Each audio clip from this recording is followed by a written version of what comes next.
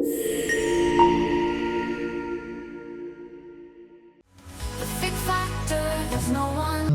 us, the only podcast you can truly trust.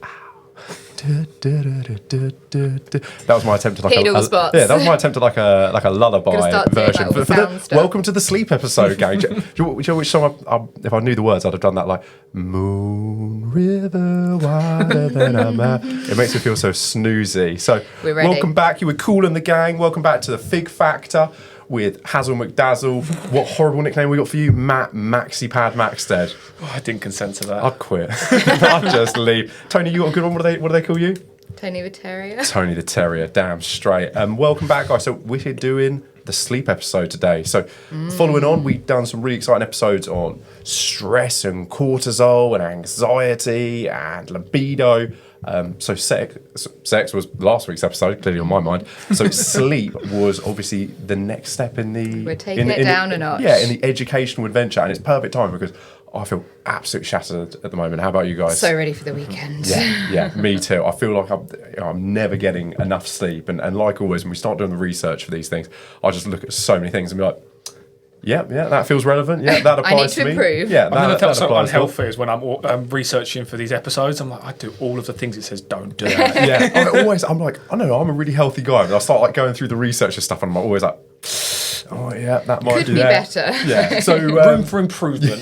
Yeah. So to tie it in with last week's sex episode, sleep, just like sex, the one thing we all want, and it never lasts long enough, and we never get enough of it. So today we want to have a conversation about why sleep's so important, what will really help improve sleep, the detriments to your sleep, the side effects of this, and as always, we'll put it in one nice tight little bundle at the end of the episode for the listeners, so people can just take it away. And worst case scenario, they can just use that last few minutes of the information, the nice little summary of it. Skip through all the No, you can just use that in conversation at the pub, and then you sound like an absolute genius. And I think we'll have a few fun facts somewhere in between as well, hopefully. Yeah, absolutely. So before we get into it, sleep obviously absolutely essential to life and to performing optimally.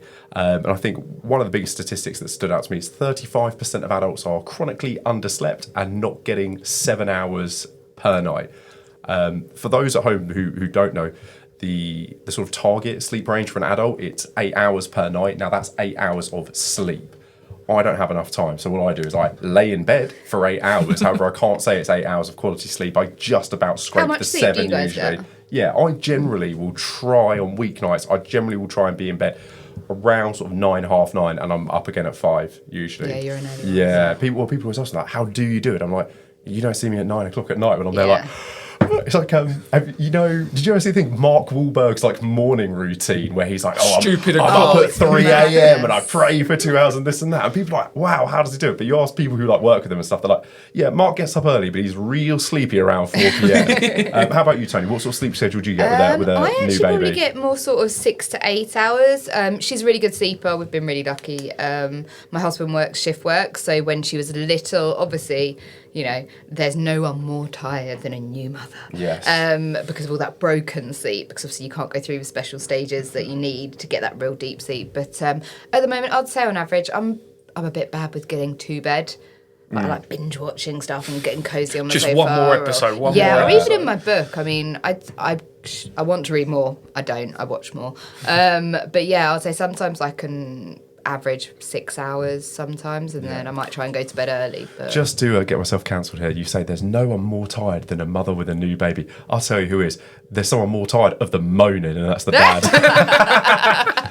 And that was the last episode of the Fig Factor. We appreciate everyone joining us. We made it through 7 episodes. Yeah, there would just be Tom had a great clip right there. You're going to use that one. Yeah, it would just be another staff member back in, like, welcome back. Just no mention of it. It's the side eye as well. The fact that I'm sat at this angle. Harry's like, do I say it? People don't know, but I'd never dare speak to Tony like this if there wasn't camera equipment right here. Yeah, and I could get assaulted. Tony will retaliate off camera. Yeah, no one can see I'm getting pinched and kicked under the table. Matt, how much sleep do you tend to get? Like 9.5 solid. Oh, Oh, no way. I love my sleep. 10 o'clock every night, about 6:30 I wake I up. pictured you as more of one of these like night owls that like stayed up and gamed. He was like hacking codes in the middle of the night. Yeah, absolutely. Real Like techie. Red I've Bulls. got AI to do that for me. I don't need to stay up and do it. No, it circumvents it for you. Yeah, really interesting. So a pretty decent sleep. I need that much. I don't know how you can function on like 7. If I can do it 2-3 Really? nights in a row, and then I can just feel my brain is at like half The capacity. difference is I can generally do like 6 hours quite consistently, but if I were to go out and have 6 hours the next day, I'd still be absolutely ruined because that 6 hours wouldn't be. I'm a light sleeper, but I'm pretty good. I'm pretty good at getting up in the morning. I generally get up with a bit of a spring in my step. It's certainly less so since becoming a mum. How do you find it with your partner's shift work? Because surely that's got to be difficult. I remember years ago working in events and nightlife and stuff like that. You know, if you've got a partner at home who's in bed and then someone's on the clothes or whatever and they're not getting home till 1 or 2 a.m., does that not really mess you up? So I think when these things change in the first instance, it takes me a while to get used to it. Like I used to wake up whenever he'd come in and stuff, whereas now I don't really.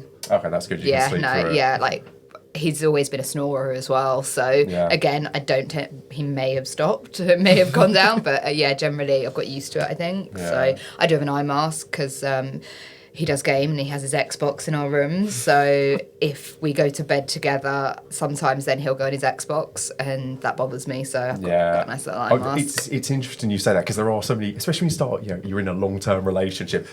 I can't think of a better way to say it. You have to start grinding each other down and trying to I like to think How will our when lives you work get in together? a long-term relationship, it's like a couple of jigsaw pieces and they fit pretty good, but not perfect, and you got to like kind of finesse them in there a bit. After So it doing this sounds podcast, Harry, I've got some serious questions about your relationship. Oh god. Taylor can be a If guest. she ever listens, I'm in so much trouble. I think it was secretly a blessing. I showed her the first episode and she was like, you know, you show something to someone, they're like trying to yeah, okay, leave me alone. She was like, yeah, you're talking a lot, I get it. And I was like, oh, What's new? Yeah, it's like when a small child tries showing you a picture and you're like, oh, isn't that nice? Oh, anyway, get on with my life. So yeah, luckily she doesn't listen to it. But yeah, one day I'll go home and all my stuff will be outside. I'll be like, bless her, good girl. Finally listen to that podcast. Saw through him. What I was going to say is, like you, we kind of had some difficulties and had to come up with some systems for optimizing our sleep together. So she is one of those nutcases that's like, oh no, I have to have the TV permanently playing.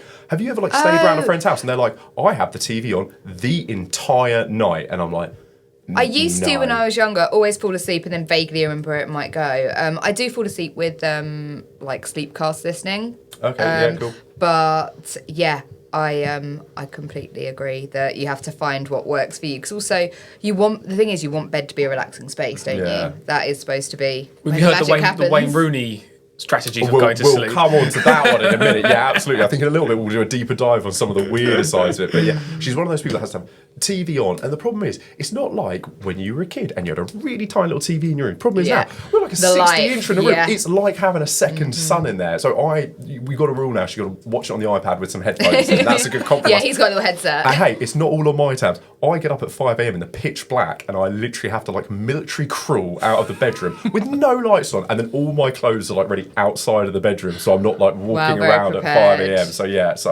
and every morning I look back and I'm like, God, I love her, but I'm so jealous. She stays in bed for another 3 hours than I do, and I'm always there gym, workout, get to work. I should probably be getting up any time now. I could stay in bed all morning. I'm really? For me, bed is a chill zone. Whereas I know my husband, he wouldn't stay in bed. If he's awake, he wants to be up and out. He's like, oh no, I can't. He's happy. Not really. I suppose maybe when I was younger, it's too much to do. No, I agree. And also, I understand now that isn't the optimal amount of time for a nap? It's something like 25 minutes. It's really just enough for you to enter the sleep stage. Yeah.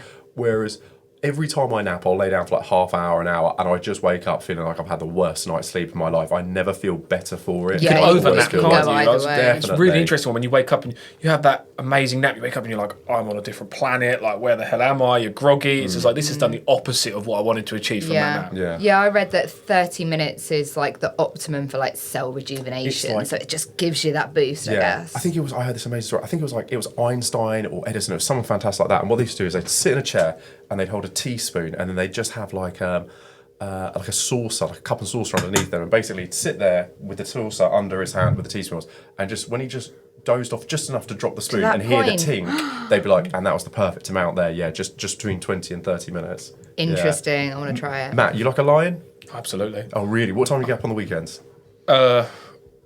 As late as possible. What's late for you? Late 12. Yeah, okay, like midday. Yeah. Yeah, okay. Lovely. The responsibilities on the weekend, my parents come back to the house, so like they're doing all the important shit. So I'm like, I am a child again. Absolutely. So this is great. Look You just got to look at after your me. weekend schedule. I was like, well, I've got my 2 p.m. masturbation, 3 p.m. love. Oh, no, I've got plenty of time. Afternoon delight. Yeah. Where I get up so early, the benefit for me is on the weekend, if I lay in bed till 7, I wake up like, wow, what a line. Half the day's gone. Like 7 or 8 to me is like a really Crazy. long lay. Yeah, I appreciate even just a little one now. Yeah. But the thing is, though, I read that as much as, you may have a sleep debt as such, like if you get fewer hours sleep during the week, you're like, I'm going to catch up on the weekend. There is no banking sleep. You cannot do that. You cannot bank sleep. Doesn't make any difference. Years and years and years ago, I've sort of worked in nightlife and I juggled a few jobs. So that's what I do. On my day off, I'm like, well, I'm just going to get like 14 hours of sleep on my day off, and then that'll catch me up for the other nights where I only got like 5 hours sleep. I heard that study and was like, Yeah, as soon as you have that 1 5-hour sleep night, you're fucked you're again. wrecked. Yeah, absolutely. I think interesting couple of facts as well is, people sort of do that, I'll sleep when I'm dead mentality, and we'll go into it a bit more, but basically it turns out lack of sleep really shortens your life, wrecks your immune system, all bits like that. So I love it when people say, I'll sleep when I'm dead, and it's like, you're going to get there a lot quicker without that sleep. You're really trying to get to that point. And sleep deprivation was once used as a form of torture. I can definitely see that. Have you ever seen like the SAS who does when they put them in the stress positions and they play like baby crying or heavy metal, and they're just like, and they just keep you awake. And like when you're watching at home with your snacks, it's like when you used to watch like Bear Grylls. You're like, I could do this. This is easy. But I think the reality of actually being in that situation. There was a TV show on it, wasn't there, on Channel 4, where people competed to stay awake, and like it messes up. One season only. Never saw them repeat that show. No. I think people start you start seeing things. You look at. You've got a history of mental health. It can trigger serious it's all about like episodes. your brain, it's the whole body. It's interesting you say that. So when people get super tired, they hallucinate to almost acid trip levels. Absolutely. And you can enter REM sleep when you're still awake. If you're that exhausted, have you ever been in a meeting where you completely zone out? You're almost like having a dream, and you're like, your body will fall asleep with your eyes open. That's a brilliant meeting tip there for everyone. For the listeners at home, just keep dreaming. The problem is when you blink your eyes and there's like 18 people there like, and you're like, yep, good. And they're like, thanks, Aaron. It's all about finding the balance. Yeah, just go with that one and then continue the meeting. Yeah, sleep deprivation, a form of torture. You do completely hallucinate. And speaking of the sleep show, I remember watching that, the lack of sleep show. I think the final was 3 people, and they just put them in a bed with night vision cameras. They're like, and they were like almost to the point of rocking, I think, weren't they? I've got vague memories of it, and I think also linking it to extreme drug use and stuff. You've got these stereotypical like drug addicts, like the videos going around of people that have been up for days on crystal meth in America, just like absolutely gone. Yeah, and it's just because they need a good night's sleep and fewer drug use. Yeah, that too, absolutely. But kind of like you've both sort of hinted at here, it's so closely linked to mental health issues, anxiety, depression, and then to a bigger extent, it's a lack of sleep and a poor sleep schedule. That's like one of the top precursors to people who commit suicide. Sadly, that's one of the really common traits they see. They see poor sleep patterns, lack of rest, and like when you're having a really hard time or you have just a difficult time in life, when people are like, oh, why don't you have a nap? There's a reason things always feel better in the morning, because you're properly rested, Sleep your brain on can it. think well. Absolutely. First thing doctors will ask you is, how is your sleep? Yeah. It's a key to something. It's because actually when I was researching this, is how what your brain does while you sleep, and it's cleaning itself. It's cleaning out all them toxins. It's having a shower, and you can imagine the amount of grime that it builds up, all the bad stuff that's inside. You need it to flush it through. If you've got toxins in your brain, that's like the last thing you want. Yeah, and if and you keep stacking that, I read also obviously you're processing all your memories, like everything that's happened through the day, or over time your brain's processing that memory, and then also it's so many different parts of your body that it includes, like not only your brain. Like I looked into the concept of beauty sleep, People always refer to like, oh, I just need my beauty sleep and stuff. And it's like a lot happens to your cell rejuvenation, you know, your collagen in that first 30 minutes of sleep. Like your collagen starts rebuilding. Well, it's the same for bodybuilding as well. It's when your body actually starts building. It's like if you look into anyone that does bodybuilding, they'll always say about their sleep. 12 hours a night. Yeah, absolutely. Because when the muscles are being built, because they're not growing while you're awake. It's happening while you sleep. There's really interesting points there, and we'll dive kind of a bit deeper into them. But this is it, essentially. You know, this is the importance of sleep and your daily wash and things like that. But essentially, you know, I've heard people saying it before, but sleep is the most powerful performance enhancing drug that there is, and it's free, and we can all get it easily, and there's no needles involved. And whether that be physical performance or mental performance, or like you said, it's the lymphatic system, isn't it, Matt? So that's where your brain physically washes itself overnight. It gets rid of dead and deteriorated cells. It helps cleanse your mind. And then, Tony, like you said, it's all about the recovery of the skin and everything like that. And yeah, when you speak to professional athletes, they get a huge amount of sleep, and any bodybuilder gets you know, honestly, like about 12 hours. I'm very jealous. I don't know where they actually get the time for it. Although Arnold Schwarzenegger very quickly was like, you need your 8 hours sleep. I say, sleep faster, get 6. And I'm like, I want to believe it, but I think he might have and he's like, he's just on protein. He's like, no, they're steroids, mate. Yeah, exactly. But it's, you know, it isn't just rest. It is recovery. It is repair. All of these things happen when we're sleeping. So this is why when... You know, it's kind of like, it's like your phone. If you didn't charge your phone overnight, guess what? You're rocking with low power the next day until you give it a good charge. Great metaphor. Yeah, thank you. Sound clip that one, Tom. 9 minutes 52. Harry said another great thing. But that's what it is. It is. It's like, yeah, if your phone was on low battery and you didn't charge it overnight, you'd barely have any power through it the next day, and it wouldn't be able to work optimally. And it's the same for the human body and sleep. I think as well, you know, we've all been really groggy, and everyone's turned up to work and not been, you know, paying too much attention when they're driving the next day. And I think a lack of sleep, it's kind of the equivalent of essentially being at the drunk drive limit. You know, it's the same as operating after you've had like 5 or 6 drinks or whatever. I was really shocked to read that I think it was like 30% of adults have had issues like insomnia at some point in their life. That's interesting. 30%, Yeah, like only a third of crazy. people. Like, I've never struggled with that, like to that degree. But yeah, it's a scary number, isn't it? Like, Yeah. you think a third of people out there at some point have not been 100%, maybe shouldn't have been driving. You know, you've got all the signs up on the road saying don't drive while you're tired and things. But, you know, life has to go on. And if you can't sleep...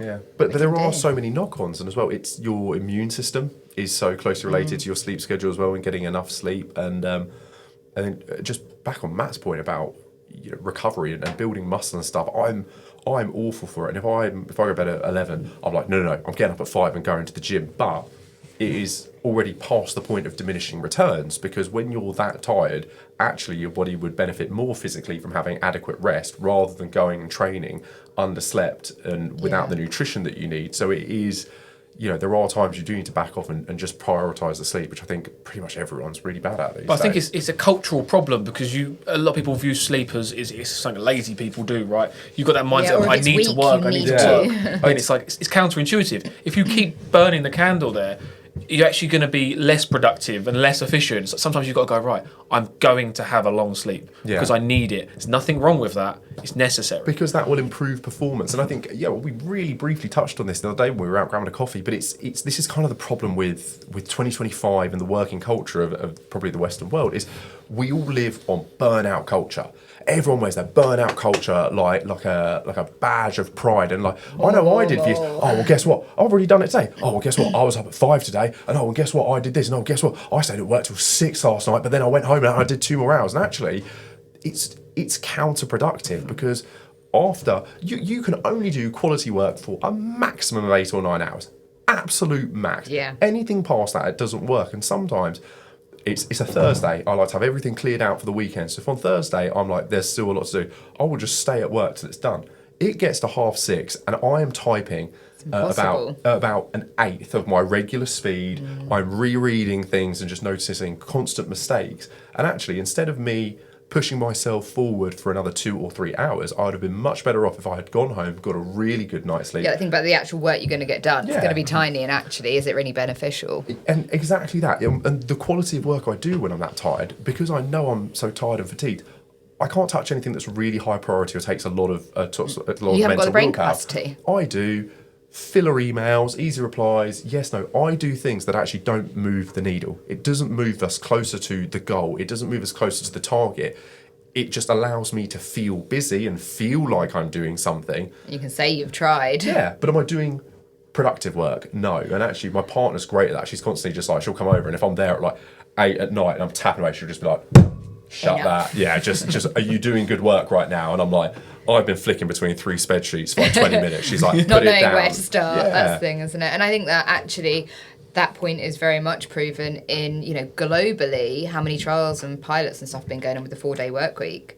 I love the 4-day work week. Absolutely. No, and look, I get it. The problem is it's manufacturing, it's police officers. Well, actually, you know what? I was about to say police officers and the fire brigade, but they only do like 4 days on anyway, and then they get a long break. But I do get it. But it is that, I think you'd get a better quality of work of people when they jam it into 4 days. Even if they do 8 till 6, they still make up the same hours. I think it's just proven quality over quantity in a different form. We've all been beating the drum of the badge of honour of I work really, really hard for ridiculous hours. It's like, well, actually, do you know who the cool person is? It's the person that worked 4 hours but got 8 hours work done in that time. Do you want to cook your pasta for hours and hours and hours on 20% heat, or do you want to get that mother done in like 20 minutes and we're going to really turn the gas up? Because that's what I think. And there's this amazing, it was a US college, I don't know if it was Harvard or whether that's just movies just coming into mind, but they did a really big study with a group of students, and basically one group of students, they were allowed to use the library as many hours as they wanted throughout the day, no problem at all. Another group of students were only allowed to use the library for their work for 2 hours a day.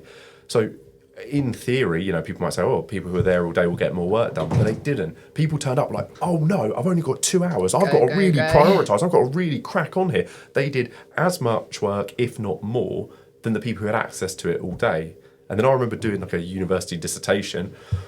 Hey, I've got 6 months to get this dissertation done. No rush. And then before I know it, I'm like, due in next week. And I just went down. I'd sit in the library for like 14 hours a day. And again, 6-7 of those hours would be good and productive, and after that I'm just forcing myself not to leave. But really it's counterproductive. So it is this burnout culture and this overworking that I think so many people experience. And but I get it, it's tough when your colleagues are sending you emails like 8 p.m. at night and you're like, oh god, okay, should I be doing that? It goes back to work-life balance, doesn't it? You need to have a good home life to also be able to rest. You've got to think about like your cortisol levels. There's so much to it, as well as working hard regardless of the hours. It's sort of the life balance too, and then how that obviously then feeds into your sleep, because if you've got your phone next to you and you've got your emails pinging away, is that going to be relaxing and letting you get into the mood for sleep? Recharge and recovery, and absolutely. And then also as well, if you can't separate and go home and enjoy your evening, then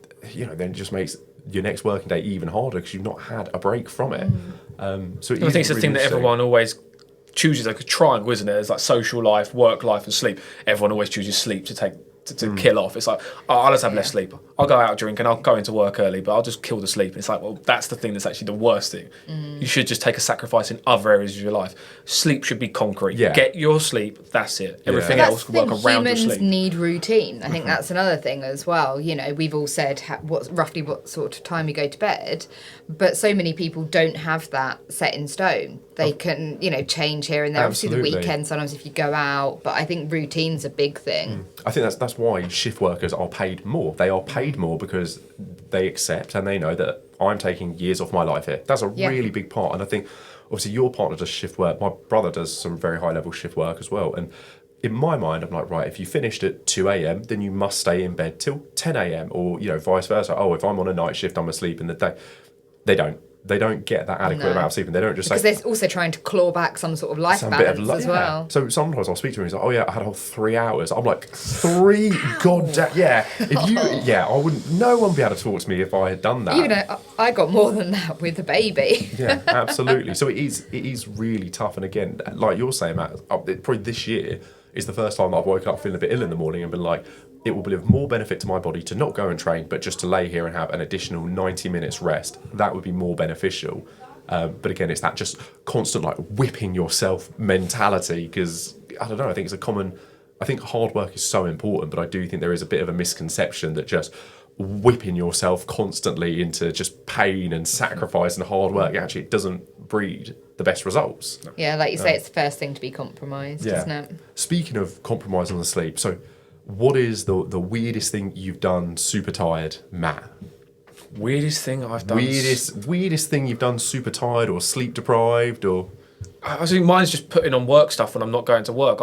We have this. And I'm autopilot in the morning. I've such a routine now. Yeah. So when I'm at the weekend, say I am tired of, I've gone to football on a Friday night or something, wake up in the morning, I just be like, right, I'm just going to put this on. And I'm like, what am I doing? I'm like, I catch myself. I'm like, I'm spending all day in the house. Why am I wearing my pass? It's like, where am I going to do this in my house? It's just like my brain's just on autopilot, just not functioning properly. Tony, new mother, what's the weirdest thing you've done? Actually, it wasn't recently. Over the years, I've been known to sleepwalk.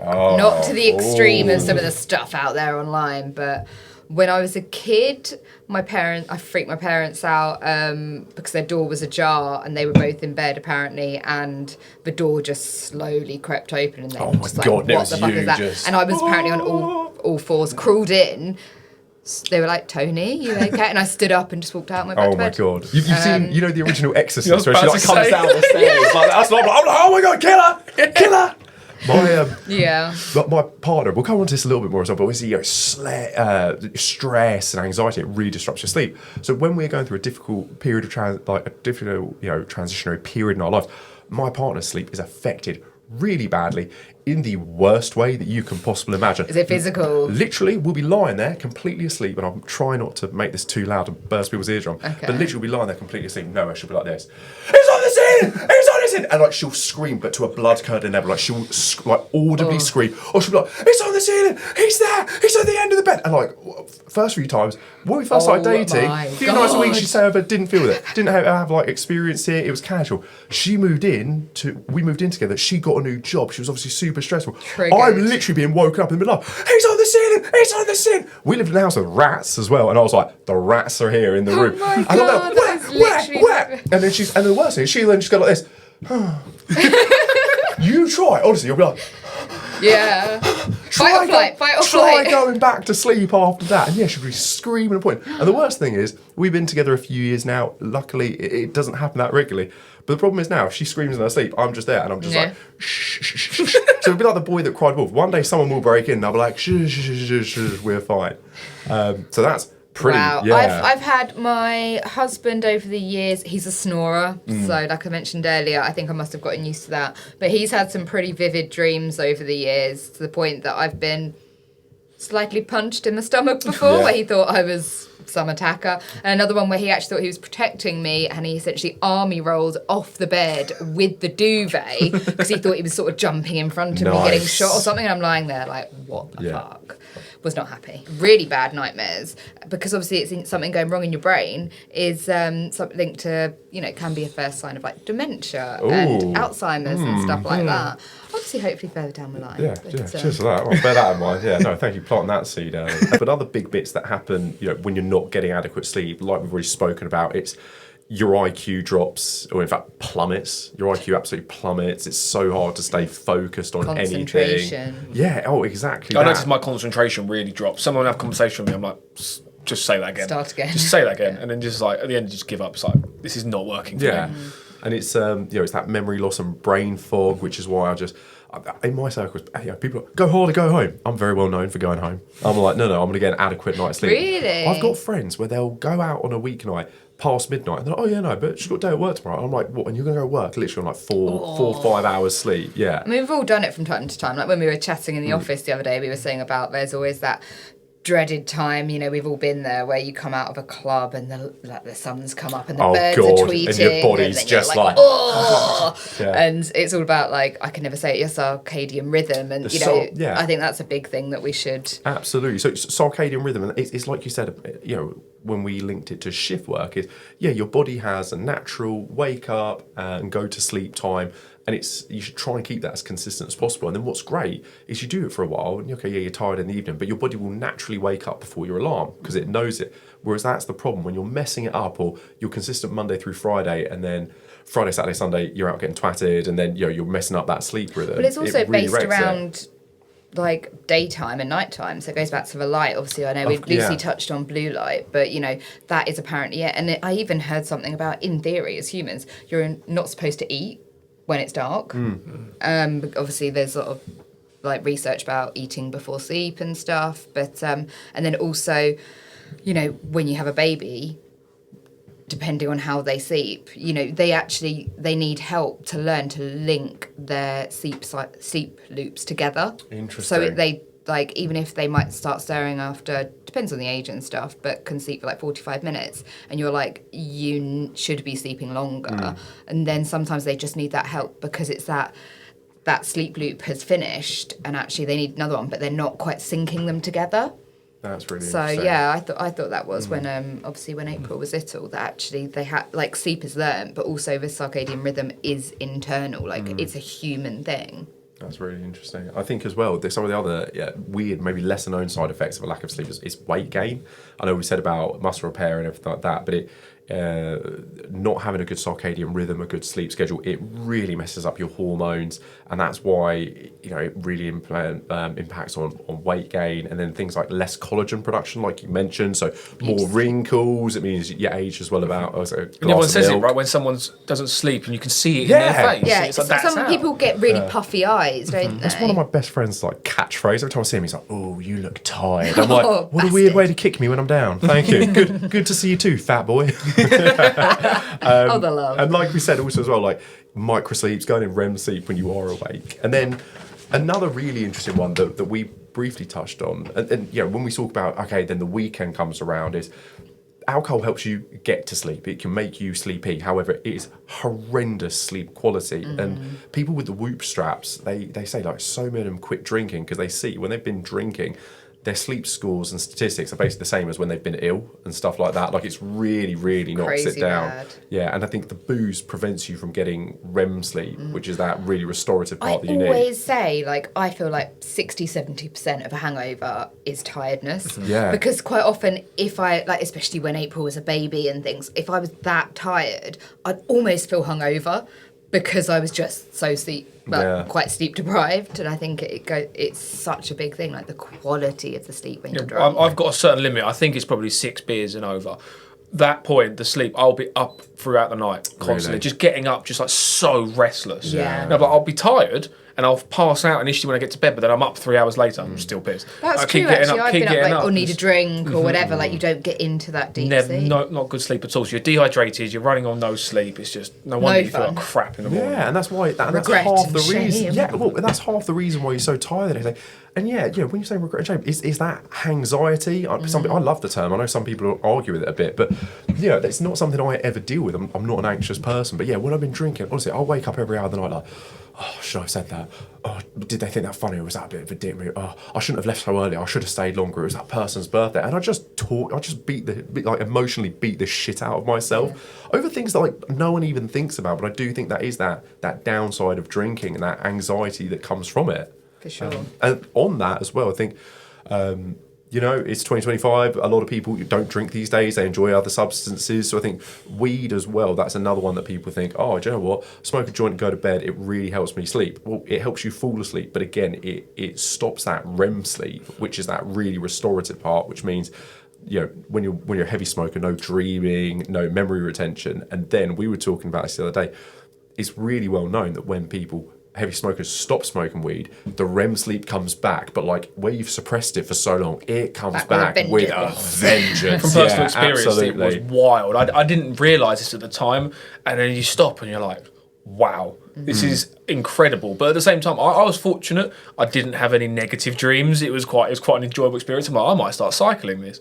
My friends that stopped smoking weed heavily, they're having nightmares. They're like, I don't want to go to bed. Yeah, they'd This rather is start scary. I've seen smoking too again. much. Yeah, and I think my girlfriend's sister's partner, a really lovely guy, but yeah, he had the exact same thing. And I think when he quit smoking weed, the REM rebound, which is what they call it, was so strong and so vivid that he was like, and never again. And I was like, no way, it was that bad. And yeah, you know, it's fine if you can have some really intense but fun dreams, great. But if you're having the worst nightmares of your life, and I don't get nightmares regularly, but when I do, they're horrendous because I watch like horror movies and thrillers, and it's like my brain is like knows how to create the perfect horror movie specifically for me. And it makes it so hard. Isn't there some statistic where actually you only remember like the last 30 seconds? A tiny percentage of the dream. So you think like it feels like a lifetime in your head, but actually. So just going to go back to the wee one quickly, a quick tip that I've learned, and a friend of mine is still a heavy smoker, but he found that if you go to bed at least 2 hours after your last joint, that's when you're getting the best sleep. His Whoop strap followed this. So if you can have your last joint... We're doing the science so you don't have to, listeners. Well done. So have that last joint and then go to bed 2 hours later. Everyone always crams it in just before bed goes to sleep. That's where the problems come from. Pass the fuck out. Exactly. I also never really understood that bit, to be like, I'm going to get high to immediately fall asleep and not really feel the benefits of it, I guess. That one kind of always really confused me. I guess, but if you're constantly smoking it, what's the difference? Yeah, well, I remember having like housemates in uni, and that was like something they'd always do. They'd be like, hey, going for the nighttime stuff, they'd like have one in bed. I'm like, you're going to sleep right now. Like, what a waste of money. Yeah, exactly. Yeah, I'm only judging from like a financial perspective, yeah. Well, when I used to smoke, I used to always have a cigarette before bed. Yeah, but obviously, you don't get the same effects. But I get the routine of it. Yeah, and then obviously it goes without saying, Coke, speed, MD, and basically the uppers. Basically, anything that comes in a powder or a pill form is going to fuck your sleep up. I don't think we need to dive any deeper on that. Shocker, speed and Coke are not conducive to a good night's sleep. And they're probably going to fuck it up for a little bit longer than just the 24 hours bendy. I remember going, there was a party at uni, and people were banging lines and stuff like that. And I'll never forget, I was going like home from a lecture the following day. I had got up, I had gone to uni, and I was leaving, and I went past the house, and they were still going. I was like, you guys are like 36 hours into this party now. Like, no one had slept. And you were like, oh. That's why you'd always make sure you'd have a big night on the Friday so that you could recover Saturday and you wouldn't have to have that shocker. I found as I'm mature with age now, and I say this as a 25-year-old, I plan my recoveries now on the night. I'm not planning the night out, I'm planning my recovery. Yeah, we used to always have a big one, Easter weekend. 4 days. You got to recover. It blows my mind now when I was younger, and it'd be like, oh, we're out on the Friday, but then on the Saturday, and now I'm like, you will get one good night out of me per month, and that's probably it. Yeah, exactly. So, and interesting, like you said, being really tired does feel like you're hungover. It is a really similar effect that it has on your, not just your mind, but also on your body as well. You feel lethargic, your energy's low. And people can tell, like you said about when your mate calls you out on it. But, it's not just in your face and if your eyes are puffy, but your physical, like your shoulders are down, your body is heavy. Down. Your whole energy is down. I really notice it in myself. If I'm tired, I can't hide it and people are going to clock straight away. I'm moody. I used to Snickers advert. They need to hand me some melatonin gummies instead of a Snickers. It's like, go to sleep because you're groggy. This is why I stopped doing late nights, because unfortunately, I think when you get to the point in your mid-20s, you're just like, the trade-off is no longer worth it. When you're younger, you can push it and you can get away with it. I remember once, I must have been about 22, and I was working at this job. I did an all-nighter with a friend, and then I had a first aid course the next day. Yeah, no one come to me for first aid. I don't have a clue what was going on. I did like the compressions on the dummy, but otherwise I literally was there like... You needed it. I was like, I'm sleeping with my eyes open right now, and it just got to the point where I was like, it's just no longer worth it to me. And I was at a Teams meeting with our CEO the other day, and he was like, I didn't have my camera wasn't working. He was like, "Oh, in bed are you?" And I was like, "Excuse me, no, excuse me. I went up to this. Let me show you my Strava. I was running with this dog at 5:30. How dare you, sir?" So that's kind of the effects of bad sleep, guys. What are some causes of bad sleep? What do you think the number one is? I think you've already hit on it. What's the number one cause of bad sleep? Do you think? Snoring. Snoring. What? Your partner snoring? Yeah. Have you ever seen someone snore so loud they wake themselves up? My dad is a master of it. He'll be on the sofa. It's so funny. It's you. People sometimes say about like pinching their nose and stuff to like make them wake up, but I feel like that's dangerous. That's cruel. I've got this other really good one. I'm going to stop you breathing. Yeah, I know. People always like, "Oh, it's dangerous. They could die." I'm like, I've got this other one I really like, which you just take the pillow and you just... I would love that. It is a male thing, though. What, snoring? Yeah. I thought you were going to say suffocating people in bed. No. Don't know. My Don't go into sometimes it sounds like a sleeper train's going by that. It's horrifying. I snort and I'll talk in my sleep a little bit. And the worst is, you've been on guys' holiday, there's like 4 of you in a bedroom and stuff. If someone's snoring in the room with me, I have zero patience for it. Like, I will just kick them and be like, shut the hell up. When my husband's on a lads' weekend, him and one other guy are the two that share a room. Like, they always get siphoned off because they're the snorers. Yeah. One of the guys I go skiing with, he's got a strategy now. He's got moulded earbuds that go in to sleep. He turns up and everyone's like, "Oh, how have you got them?" And we're all like, "Fuck!" And he's like, "I know what I'm doing." Yeah. Bang. He wakes up, relaxed, and we're all like. It's that one person that snores, you just look at them like, I know you can't help it, but It I wrecks fucking hate you. friendships. It's scary. You look at them just being like, infuriating. just How being dare like- you sleep? especially if you're like somewhere hot, you'd be like, maybe you should just go sleep out on the balcony because we're going to kill you. Yeah, you turn on them so fast because you're not yourself when you haven't had a good night's sleep. Yeah, one impaired night's sleep and you'll just be like, I'll murder him. I was like away with some people before. Someone just kept getting messages on their phone in the hotel room at night and they didn't even like mute it. They had like an old school ringtone on it and I was like, you got 5 seconds to put that thing on mute or I'm That's going out the window. I will snap that thing. Yeah. So obviously noise and things like that, but no, the one you touched on brilliantly was like phones and screens before bed. And I think it kind of goes back to that caveman thing. It's dark. We sleep now. Whereas now we've got this artificial light. We've got TVs. We've got phones. We've got iPads. All that blue light into your eyes that confuses your brain receptors. And it's like, this is daylight. This is the blue light of the sky, and it's time to wake up. So I think that really messes with people. It's and it confuses your brain like a Tinder bio that says here to make friends. You're like, you in the wrong place. Okay, Matt. Anything else good? Caffeine. Obviously. But it's so for me personally, if I have caffeine after about 4ish, that's it. I'll notice and I'll really struggle to get to sleep. If that is my cut-off. And it has come from part where I had caffeine at 6 o'clock and I'm like, right, well, it's 1 in the morning and I want to go for a run. Yeah, that's true. I usually say midday is actually my cut-off. Obviously, in pregnancy, reduce caffeine down, having a young baby, drinking all the caffeine, and then realise I wasn't getting to sleep. So midday, decaf in the afternoon. I stop drinking caffeine at like 3 p.m. if I've got a training session that evening. Otherwise, I'll stop around midday. But I'm sure you guys have all been out to dinner with these psychopaths where it's 8:30, 9 p.m. and they come around with dessert menu and they're like, Coffee? Oh, I'll have an espresso. I'm like, Why? are you going to go murder prostitutes for the rest of the evening? Or like, what? My husband likes an evening coffee. Yeah. Like, my mum has always drunk black coffee. She doesn't like milk. She always drunk like so much black coffee. She, in the middle of the night, might wake up and be struggling to get to sleep. So go have a coffee, relax, and go back to sleep. Yeah, that's You've got to have some Oh. serious caffeine tolerance Yeah. for that to be a thing that helps She's you been working sleep. on it Yeah. for 60 years. My brother does that. He's like, oh, a nice 10 p.m. relaxing coffee. I'm like, you are just a serial killer, aren't you? Obviously, another really big one that affects your sleep is stress and anxiety, whether it's something you actually did or something you think might happen or do. And I'm ashamed to say it, I can't tell you how many dreams I've had where Miles M. Jaws has appeared in my dreams. And I'm having like, I never want to tell him. Has it been in this room? I never want to tell him or Nadine, but I always, because it's so weird when someone comes in, they're like, you're in my dream last night. And you're like, freak, leave me alone. But I'm always having these like work dreams. So like, usually it's like a semi-positive conversation. He's not like firing me. What's Yeah, going on? but it's like a work conversation about something that he's doing. And I'm always waking up like, oh God, I wish these people wouldn't follow me into my dreams at home. Like, I never tell people, but I do. I have loads of work dreams all the So it time. turns out Miles has actually mastered Inception. Like he's got a little briefcase. He's That's just what he jumping does. in. Yeah, absolutely. He's getting in my dream. He's more like, outbound. He's talking to the CEO, and he's like, "How can we improve productivity?" And Miles is like, "You love a Christopher Nolan movie as well, don't you?" He's like, "A dream." Yeah, he's like, "A dream within a dream." But I'm gonna get to Harry's third dream level, plant it there as his own idea. I'm Boom. out. And that's it. That's why I'm at work every day at like 8 a.m. Like, go. Yeah. Just on the last little bit on poor quality sleep as well. I don't know if you guys have the same demons in your mind that I do. It's like, so tired, been such a long week. My head hits the pillow, and then my brain's just like, Bing. My brain's just like, hey, Harry, hey, do you remember that really fucking embarrassing thing that you did in 2007? Have a good night's sleep. All the time. My brain, I lay Remember there. when you called your teacher dad? Like that's going through your... Honestly, every time I lay there and I'm like, good, just unwinding now. My brain just wants to be like, Ping. yeah, it just, Mine's the here are some traumatizing to-dos. memories for you.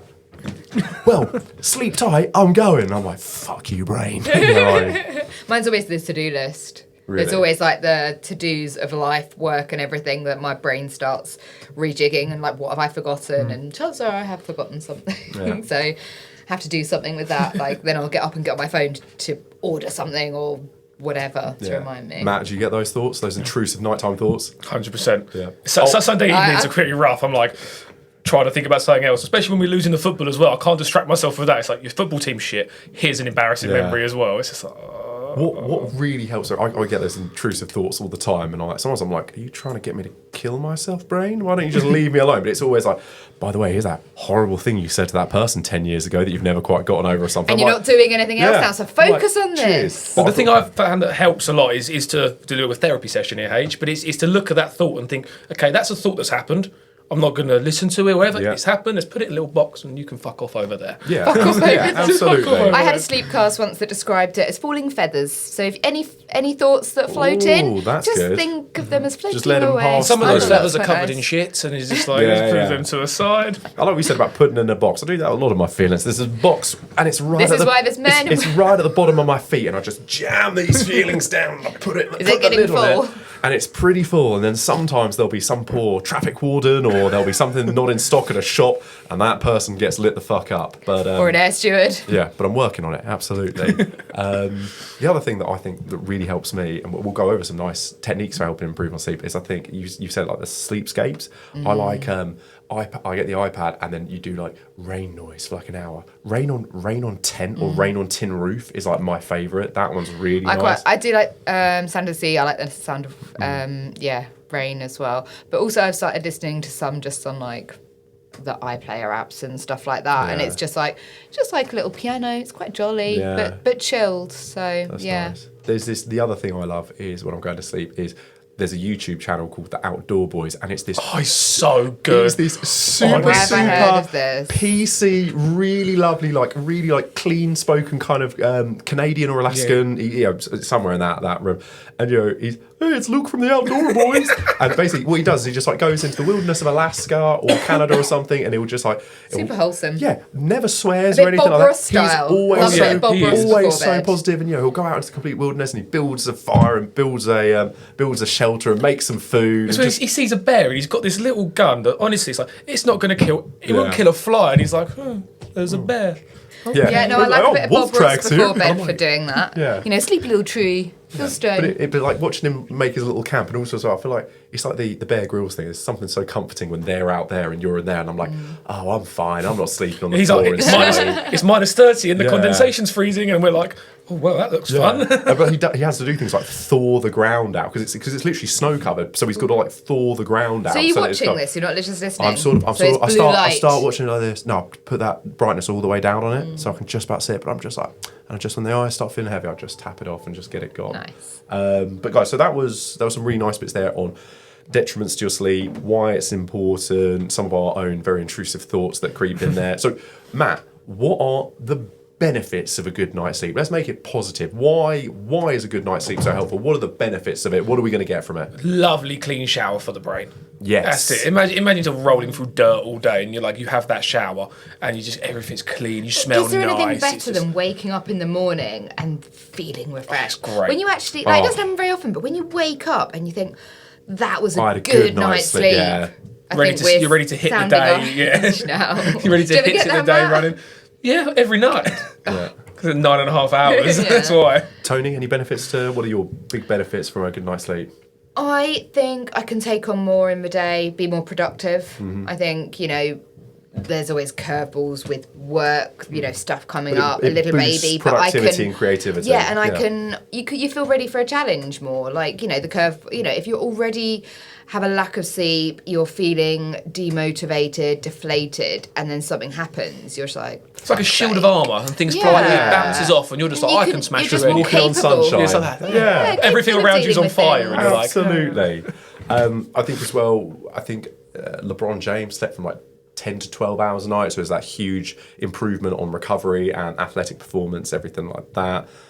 Good night's sleep lowers the risk of heart disease and issues like that. You're not meant to be having a high heart rate at 4 a.m. Turns out. Yeah. News to me. yeah. Who would know? And then better sex, higher libido. Well-rested people have a much higher libido, and again, it's that rest restoring all of your bodily functions and those hormones have being energy. balanced and everything like that. Yeah, absolutely. Yeah, that's the trick. Who would have thought resting gives you energy, right? Yeah. If you sleep for 12 hours, you can't be like, not tonight, I'm tired. Yeah. Oh, I've done it. So, and we kind of just touched on some of our personal go-tos for improving sleep, but obviously we know, dark room, no screen time. That's I love a a sleepy huge way. tea. Oh yeah, I love a sleepy What kind tea. of flavour? So the one I've got, it's a bit chamomile, bit of lavender. There's a bit of orange blossom, I think, in there as well. Those kind of herbal things. I love a sleepy tea before bed. As we say, no caffeine. That and the podcasts, the sleepcasts, Yeah. I think I might sort of go to. I like reading before bed again, sort of wind down, I guess, that lack of blue light. Yeah. Well, and It's that is, helpful. it's so beneficial because again, the reading's relaxing, whereas especially for people like scrolling on TikTok or Instagram stuff, it's so engaging, it's so flashy. Peaking, and that blue light, it messes with like your melatonin production, which is obviously like a really important sort of supplement ingredient people use to improve on sleep, illegal in the UK now, cheers Big Pharma. But it makes it so much harder to wind down when you're getting that high level of brain stimulation. But that's sort of taking it down a notch, relaxing, and that's why I like having quite like a zen bedroom as well. I think it should be quite a calm space, regardless of the action Xbox. I know people are like, I hear a lot of people say, don't take your phone into the bedroom. I like that piece of advice. And other people are like, no screen time, no blue light, 2 hours before bed. That's a lot. What the hell am I going to do for the 2 hours before bed? What am I going to do? Just lie there like a blooming Mormon and just be like, well, sleep now, or just like sit there with my... I think they could read books. Yeah, I've got intrusive thoughts. I don't want to just sit there and be like... Harry cannot be alone with his thoughts. That's what we're learning right now. Jesus Christ. So I don't know, what is it I'm meant to be doing for those 2 hours before bed? I suppose it's when they're like, you can journal, or you can do... I don't know, I can get like an adult colouring book. Have you seen those? Doesn't do anything. No, really, it doesn't help. People say things like meditation. I've tried a bit of grounding and breath work and stuff like that. Apparently that obviously it's like all of this adds up to just being in a relaxed mood. Something I did read though, a lot of people, I quite like an evening bath. I find that relaxing. Oh. But I heard that you're not supposed to have like a bath or a shower before bed, because obviously generally it peaks your body temperature. But when you go to bed, once you're asleep, your body temperature actually dips.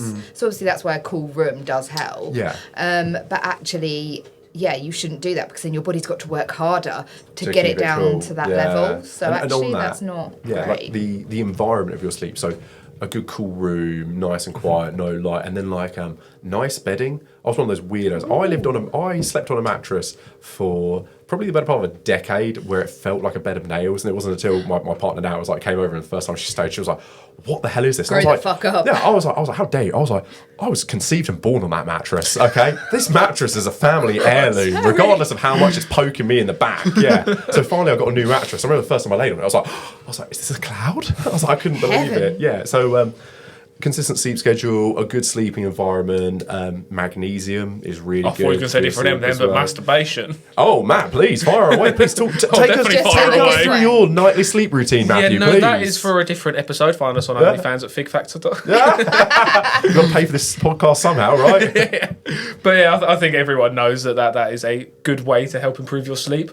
You'll fall straight to sleep afterwards. Just a warm glass of milk and a quick tug, and you are just out of there, baby. The only thing I'm struggling with though is the lack of blue light. Oh, sorry. I don't know if women did that. Are you serious? I've only learned that women fart last week. Yeah, so this is new to we me. get a lot of new information here. No, but apparently, for guys, apparently. Well, my friend told me. It is a thing, isn't it? Just have a wank. That's what a lot of the research said. I just feel, I don't know about you, I'm just like the feeling of just shame. And I'm just like, I just can't wipe this feeling off myself. That's what I love to do. I love to just just beat off and just sit there for 20 minutes and just have a load of self-loathing and just be like, oh God. But apparently it's supposed to relax you. It doesn't sound particularly relaxing. You're not relaxed when you're on page 194. Yeah. You're like, stressed. Where is that video? Why did they make these videos? As soon as you finish, you're like, I'm going to break this phone. I'm going back to a clamshell, like an old Samsung. I can't get video. Yeah, absolutely. There are so many more rabbit holes that I could go into with this conversation, but a lot of personal information seems to actually make the final cuts of these podcasts. Really? So I've got to start monitoring what I say a little bit more. I'm always like, they'll cut that out. And I've seen a few episodes now where I'm like, left that in, did they? I'm like, oh, so Tom's like, for the content. Yeah, I'll be a bit more careful about what I try and talk about these days. TikTok will love you, Harry. But you said temperature, whacking off. That's always a really good one as well. And I think just having like a bedtime routine. If you can just follow that same sort of pathway every night, it's really good for sort of settling you down. Me and my partner, we're so old now. We're like, we've got to head home now. Get settled. I'm like, that's what my nan used to say. Yeah, I like to get settled, and it's easier to go to sleep. Yeah, I can't just walk in the door at 10 and be like, I want to just shut my eyes and immediately go to sleep. Yeah, absolutely. But obviously optimising. What are the malted drinks that older people have? Like not malted milk. No, like Ovaltine and stuff like that. That's like a thing before bed, isn't it? But like you said as well, not eating too late. That's a huge one I have. So where I'll train in the evenings, say I'm doing like a session that starts at 7 and it goes on to like 8:30 or 9, then I get home at like 9:30, 10, then I'll eat a full meal then. Really? Yeah, That is then, so late. Yeah, I know. But the other problem is I can't do a full meal and then go and do 90 minutes of really hard exercise. Yeah. You will be sick. That will Yeah. happen. So it's really difficult trying to balance that. So I'm going to really mess it up today. And I've had breakfast, I've had a sort of light lunch, I'm going to have a second lunch at about 4. And then we'll see how I feel at like 9 or 10. But that is well, not actually, a good my one. husband does that as well, working shift work. He doesn't really tend to eat like much or like a proper meal. So very late at night, he'll come in and he'll have something to eat. So he's exactly the same. But regardless of what your schedule is, I think a lot of people do eat too late. And actually, leading on from food, there's no facts that prove this, but I'm a big believer that if I eat chocolate or cheese too close to bed, you think? I think I get nightmares. There's no statistics around this, but like my husband laughs because he'll like have some chocolate or something, and first thing, when he offers it to me, I'll like check the time. If it's 9 or after, I will not touch it. Maybe he's just planted the seed in your head about that, so he's like, I want to eat my chocolate, I don't want Tony having And I was any of thinking it. it out earlier, don't worry, if I really want it. Smart move. I think the other one that you briefly touched on the other day, Matt, is having, firstly, I always think, physical exercise in the day, that always really helps. That tires you out, that makes your body more ready for rest. But just achieving in your day, just going home and being like, I worked really hard today and I worked out, or I got on with that really good project at work. I am accomplished in what I have achieved during my day today. Whereas, if you've got a week or 2 of annual leave and then you just end up doing nothing with it, by the time sleepy time comes around, you're laying there just like, I didn't really do anything There's today. no settling in. Yeah, I've not earned this rest.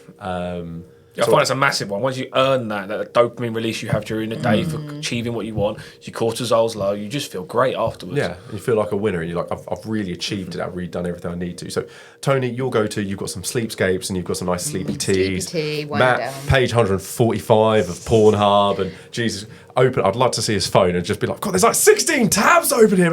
Oh, these searches are so specific. I've got 7 layers of security on that thing. No one has ever seen it. And no one wants to, Matt. No one wants to. Matt uses a VPN to like bounce it all around the world. He's like, I'm not sure this stuff's strictly legal that I'm looking at. He's like, I've got to bounce it around a few countries just to make sure. I've got no problem eating in bed. And when I was a kid, I did not like milk. I had like dry Frosties, just like crunched on my teeth. And now as a grown man, I don't know what's up with me. For some reason, I love a glass of milk now. I'm a grown man. I quite like a bowl of cereal for my tea. So I'll like be in bed with, thankfully now I've got like a long-term partner, but when I was like dating and stuff, I'd be like, well, that was a lot of fun. We'll go to bed now. And I'll just get like a nice cup of milk and just sit there like... You biscuit. picture with one of April's Tommy Tippies. Like, just reach there, it's like, well, good night. And they're like, who the hell Harry is sitting there this? with intrusive thoughts with a glass of milk. sippy cup. So any other interesting nighttime habits? CBD is quite a big popular one. Obviously, the Yes. market on this is going mad. I think it would be crazy. Obviously, we can't produce it, but I think it's mad that it's going to be $1 billion. I think the market share is going to go up to $1 billion this year. Yeah, that's amazing. There's plenty of like medication. You can take supplements like melatonin as well, but actually the supplements are more restricted in how much melatonin you can get. You can actually get prescribed the higher dosages for if you've got a more critical problem with sleep. But I did once get prescribed medication for sleep when work was really stressful many, many years ago. But I never took it. For some reason, even though I had it, I slept better, whether it was some sort of placebo. I don't know what. Made yourself but feel just, calm as a Yeah, result. just knowing I could take it. Maybe I took it once, but yeah, I didn't need it as much as...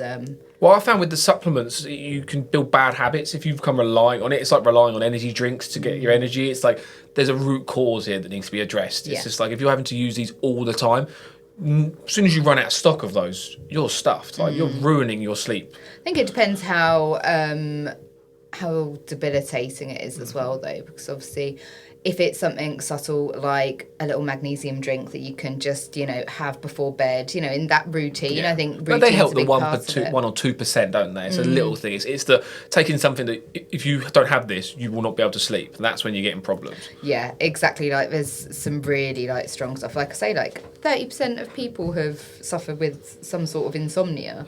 Like That's crazy. imagine if that amount of people have ended up needing some of that really strong medication that actually is quite highly addictive. Yeah. Highly addictive, and when they wake up in the morning, it's still in your system. Then there's things How about do you people, get away from it? Exactly, and when you do, if anyone's working with heavy machinery in the morning or something, or driving your car, and you still want normally- sleep yeah, stuff, yeah, absolutely. big problems. I was just going to say that human beings are the only are the only mammal that delay sleep. We all do it. We all think, right, I'm going out tonight. I'm really tired, but no, I'm just going to push it till later. We'll do this later on. I'll hold out. Whereas every other mammal in the world, they say, I'm tired. They just go to sleep.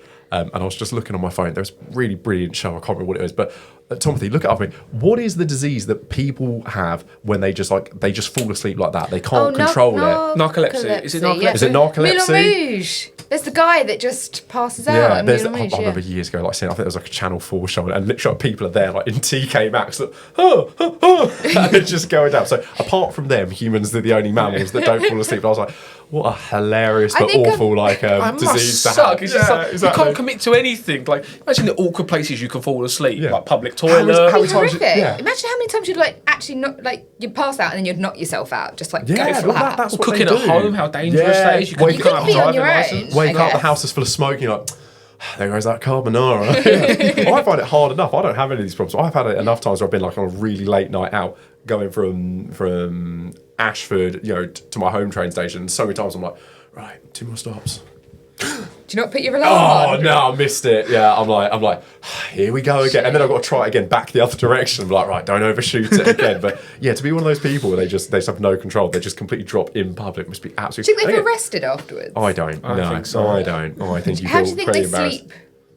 Probably Like, do they really actually poorly. sleep I reckon. at night? I reckon that's the cruel irony of it. Is they Yeah. then lay there in bed like nothing. Yeah, I think that's probably the really big problem for them. And then there are all these other people who have lucid dreams and sleep paralysis and stuff like that. I I've think never sleep apnea experienced as it. well.